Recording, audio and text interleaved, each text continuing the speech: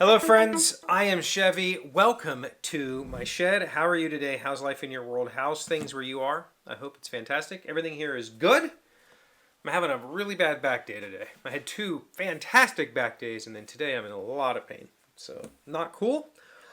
But I found something to talk about. I've been neglecting some of your questions, and Sir Bob had asked a while back what my favorite non-horror sci-fi movie was. What's my favorite non-horror sci-fi? What's your favorite non-horror sci-fi? I'd love for you to answer it down below. I was thinking about this because I guess this new Star Wars game came out, and the new Star Wars game looks really cool. I don't typically play next-gen games. I'm a Nintendo guy, so I probably won't play it, but if I did, I would let you know.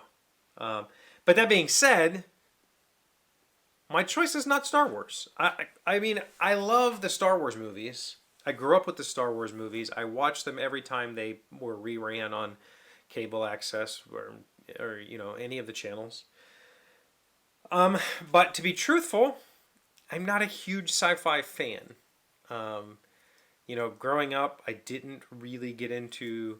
I never got into Star Trek. I never cared about Babylon 5. I never cared about Stargate. Like, just sci-fi in general was never really my thing. I was much more of a fantasy person, especially magical fantasy, and more realistic stuff than the kind of typical sci-fi stuff. But I loved Star Wars. But that's not my answer. And I had to really think about my answer because there are some movies that I really enjoyed, like Interstellar, for instance, or was it called? What's the movie with the random gratuitous sex scene?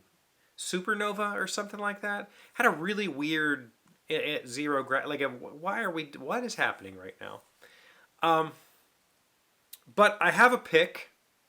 And I have a pick that I believe goes beyond my bias. I'm not positive, but my pick will be 2001. Now, is that horror? I guess it kind of is. There's some tension elements to it, but there's no creepy. It's not aliens or something like that. 2001: A Space Odyssey. When I say it goes beyond my bias, that's because I'm a huge Kubrick fan. I love Kubrick's visuals. I love pretty much everything he did.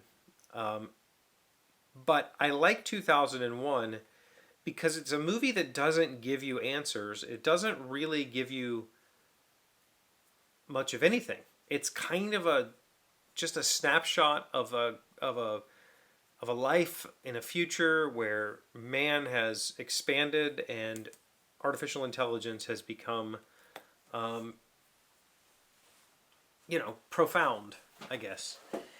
And I love the movie for its strangeness. I love the movie for its slow pacing and its visuals. It's just a fantastic film. Is it a good story? I don't know. But as a sequence of moving pictures set to a plot, it's my favorite. I would follow that up with, if I were to pick a second. See, this is where, like, I guess maybe I am more into the horror side because, you know, like, what's the Vin Diesel series? Pitch Black? I loved that movie. I thought that was really cool. It was just a fun movie. Or even what's the one with the bugs? But those are kind of horrific movies, right? Like, they have a lot of horror elements to them. What is the one with the bugs? You know, like where they're recruiting people to go fight in the intergalactic war with the bugs. Remember that movie? Starship Troopers. That's what it's called. That has some horror elements. I never really cared much for Alien. I mean, I guess the original Alien was good, but like I didn't care much for the Predator series. Like none of that stuff was really super interesting to me. Close Encounters. Does that count? You know, E.T. Grew up with E.T. Does that count? Those are movies that I think are fun but they don't inspire me with awe like 2001 did.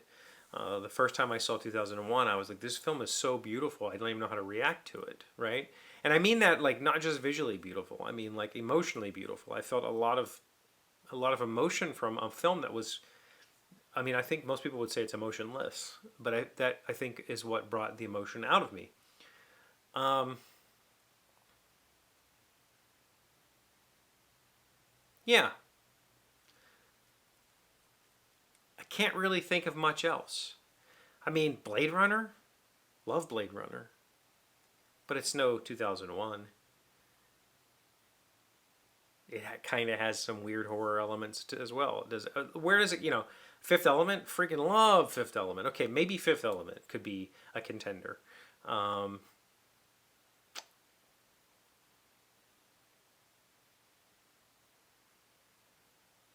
I don't know what else I would pick. I'm gonna stick with 2001.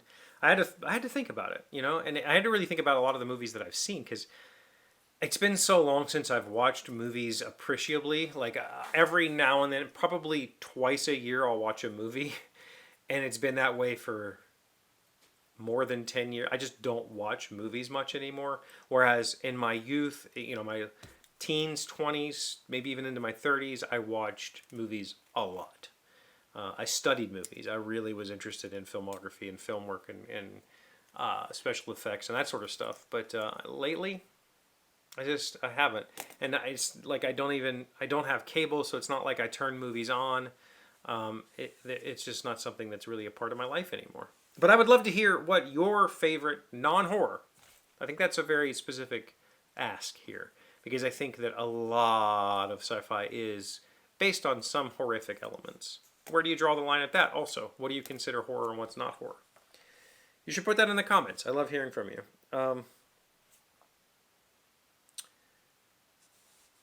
Big day or big weekend for us. We've got softball starting. So we have practice and then we have an all-day Sunday softball. So it's going to be kind of a big weekend for me, and hopefully my back will hold up for it. What do you got going on? Let me know. Thank you for being here as always. Thank you for liking, commenting, subscribing, being amazing friends and wonderful people. I really appreciate you, and I'll see you again tomorrow. Today's word you should know sounds smart is zelig. It is a noun meaning a chameleon-like person who seems omnipresent. The parvenus try so hard to be zeligs, blending in seamlessly at our functions, but we can always spot them for the intruders they are. Zelig. Z-E-L-I-G. I think I said zelig. I don't know. It's zelig, I think. Just with an emphasis. The pronunciation guide in this book is kind of not great.